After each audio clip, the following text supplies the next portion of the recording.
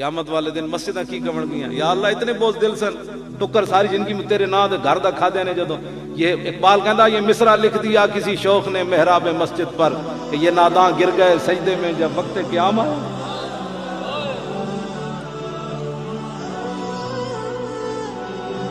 قیامت والے دن مسجداں کہن گیا یا اللہ اے ویکھو انہاں ساڈے تو اپنے گھر دی ٹوٹی کوئی نہیں لان دیندا مسجد اللہ دا گھر کوئی لاوارث ہے.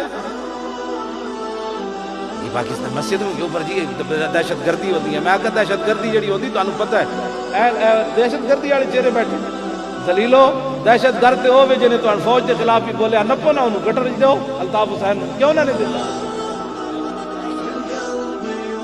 وہ دے تسی بولتے کوئی نہیں جڑے اسی الصلوۃ والسلام علیہ کہ یا رسول اللہ پڑھ دیا اس سے ملک میں دہشت گردی ہو جائے گی. حضور کا درود پڑھنے سے ملک میں ہنگامے ہو جائیں گے.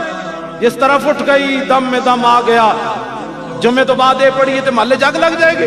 جن کی تسکی سے روتے ہوئے ہنس پڑے اس تبسم کی عادت پہ لاکھوں سلام.